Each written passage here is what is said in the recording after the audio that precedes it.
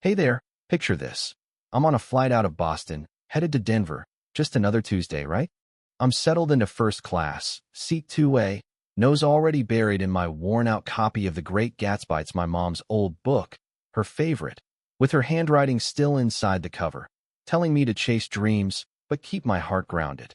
Then this guy, let's call him Greg, storms down the aisle like he owns the plane, Armani suit, fancy briefcase, the works, and he stops dead when he sees me, this 12-year-old black kid, sitting in his first-class row.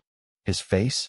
Oh, it's like he just bit into a lemon, all pinched up, eyes darting from his boarding pass to me, like I'm some kind of glitch in the system. I'm Amara Johnson, by the way, and yeah, I know I don't look like your typical first-class passenger, young, black, traveling solo. But my dad, Dr. Michael Johnson, booked me this seat, said it's what Mom would have wanted, no compromises, especially after she passed last year. Cancer took her too fast. Dad's back in Boston, dealing with his own doctor's visit he thinks I don't know about, and I'm off to stay with my aunt in Denver. So here I am, buckling in, trying to ignore Greg's side eye as he plops into 2B, muttering under his breath about seating errors. I just keep reading, but I hear every word, trust me. You get used to catching whispers like that. Greg flags down the head flight attendant, Karen, a pro with a tight bun and a smile that doesn't quite reach her eyes. Excuse me, he says, voice low but sharp. There's got to be a mistake here. Is there another seat open? I've got work to do. And, this situation, he jerks his thumb at me, it's not ideal. Karen's eyebrows twitch, but she's all business. Sir, everyone's in their assigned seats. No mistakes. Greg's not having it. Thuff leans in, voice dropping to that fake whisper that carries. Look, I paid $1,000 for this seat. Kids don't belong up here, especially not alone. My fingers tighten on my book, but I don't look up. I've heard this tune before, same old song, different airplane. Across the aisle, an older couple thinks sweet southern grandma and grandpa vibes. Let's call him the Thompsons. Perk up. Mrs. Thompson, with her silver curls, shoots Greg a look. Young man, that child's been quieter than you since we boarded. What's the problem?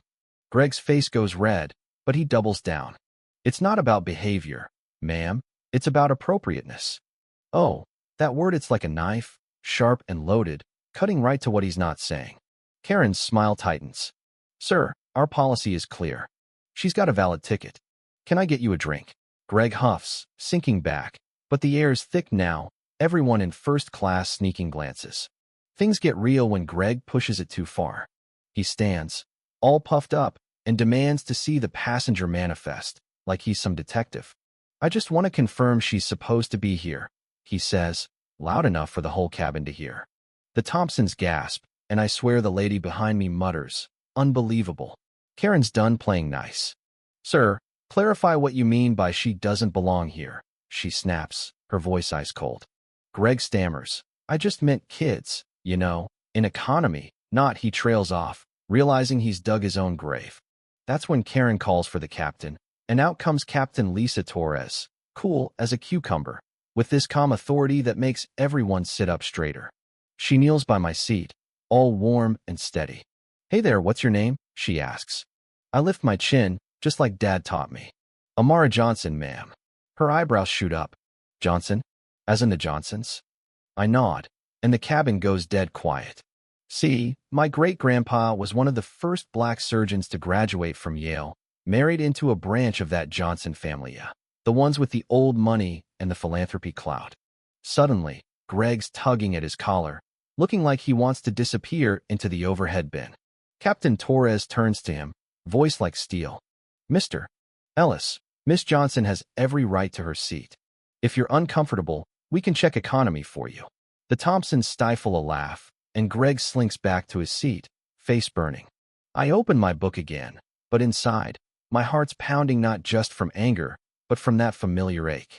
Why does it take a famous last name for people to see me? Mom always said, you're enough, Amara, just as you are. But moments like this make it hard to believe. The flight's not over, though. During a bumpy patch of turbulence, I grip the armrests, my old fear creeping in. Greg notices, guess he's not all stone, and says, just air pockets, like potholes in the sky. No big deal. I nod, jaw tight. I know the physics, but it still freaks me out. He chuckles, soft, and asks about my book. Gatsby? Heavy stuff for a kid.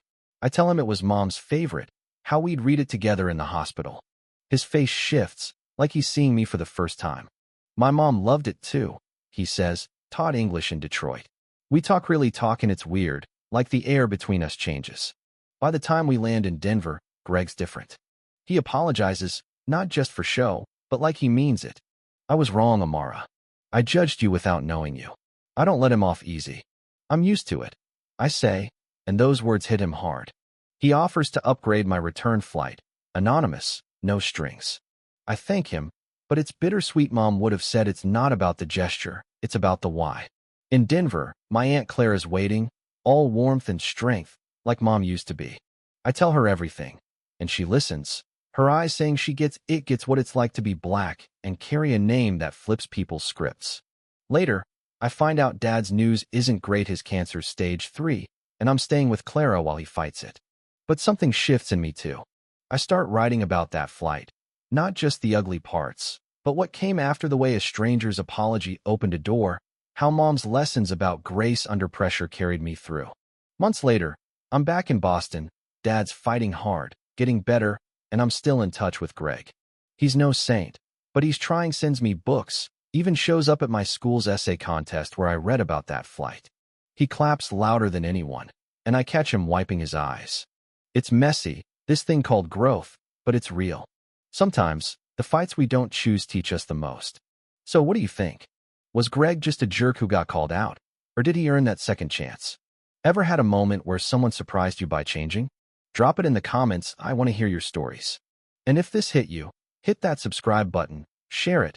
Let's talk about what it takes to really see each other.